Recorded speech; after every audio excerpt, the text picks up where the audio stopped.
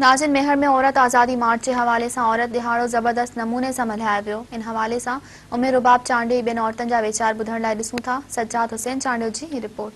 अस्सलाम वालेकुम नाज़िन नाज़िन आऊं आहियां सज्जाद चांडियो।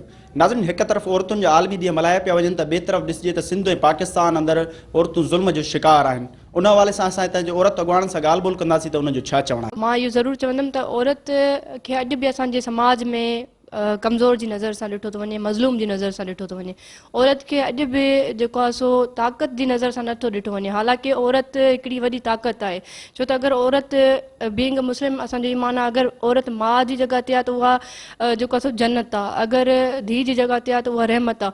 पर औरतुनि खे अॼु बि कमतर सम्झो थो वञे, औरत खे उहा पंहिंजा हक़ नथा ॾिना वञनि। हर जॻह ते तव्हां ॾिसो त अॼु ॾींहं ताईं वैशी दरिंदा मौजूदु आहिनि। अॼु बि औरत कार्यकारी जे इल्ज़ाम में मारी थी वञे। अॼु बि ॾिठो वञे त नंढड़ियूं ॿारियूं जेके आहिनि उहे महफ़ूज़ न आहिनि। जेसि ताईं हिकिड़ो बि ॿारु असांजो महफ़ूज़ न आहे तेसि ताईं असां नथा चई सघूं त औरत आज़ादु आहे। औरत बाक़ी हिकिड़ी वॾी ताक़त आहे। औरत उहा ताक़त आहे जेका मर्द खे पैदा करे थी, मर्द खे जनमु ॾिए थी। जेका औरत आहे उहा अञा ताईं पंहिंजी तालीम में पोइते लॻी पई आहे। ख़ासि करे हिन पंहिंजे सिंध में ॾिठी वञे त केतिरो असांजी औरतुनि जो तालीम जो रेशो पोइते आहे। अगरि ॾिठो वञे त असांजी औरत हिन वक़्त ताईं तव्हां ॾिसो त रेप केस केतिरा था थियनि। न असांजे नंढड़ियुनि नंढड़ियुनि न्याणियुनि सां रेप केस थो थी वञे।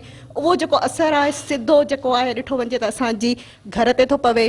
ख़ासि करे जेका अमड़ आहे उहा केतिरी परेशान थी थिए उन औरत जे हिसाब सां त माना मुंहिंजी न्याणी पैदा थी आहे, हाणे रेप लॻो पियो आहे, उते कुझु बि असांखे नथो थी मिली सघे। तंहिंखां अलावा ॿी शइ इहा आहे त जेके असांजूं अदियूं आहिनि, जेके यूनिवर्सिटी में पढ़नि थियूं पियूं, जेके असांजी माना कॉलेज साइड खां पढ़नि थियूं, उते ॾिठो वञे त औरत खे केतिरो हरासा थो करे वञे। न एजुकेशन लेवल ते उहे वीचारियूं वॾे माना प्लेटफॉर्म ते पढ़णु चाहिनि थियूं, अॻियां अचणु चाहिनि थियूं, त उते बि उनजे लाइ तमामु घणा चैलेंजिस था अचनि, ख़ासि करे उन औरत जे लाइ। अदा जे असां सोसाइटी में रहूं था हिते स्पेशली असांजी सिंध में हिते त कारोकारी जाम आहे।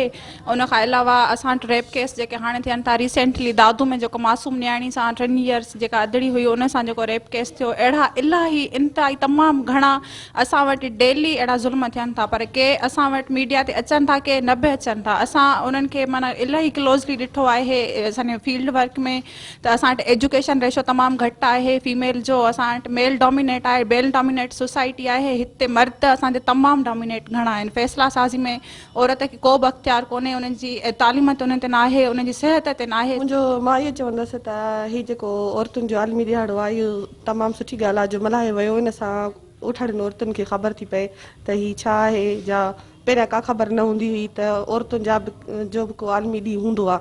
त हींअर असां इहो चवंदासीं त ॻोठनि में त अञा ताईं उहो ई सिस्टम लॻो पियो आहे ऐं उहा ई औरत खे मार कुटे उहो ई सभु जो सिस्टम आहे। उन्हनि खे ॿाहिरि नथो कढियो वञे, नौकिरी नथो करणु ॾिए, या उनजो जेको उन्हनि जा हक़ जेके आहिनि उन्हनि खे मिलनि नथा। सिंधी औरत अॼु बि बिटे हज़ार में आहे।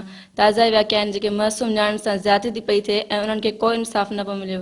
उनखां अलावा न्याणियुनि जे स्कूलनि ते पाबंदी पई लॻी वञे, उनखे पढ़णु करणु पियो ॾिनो वञे। असेंबलियुनि में औरतुनि खे नुमाइंदगी त ॾिनी वई आहे पर उनखे अख़्तियार न ॾिना विया।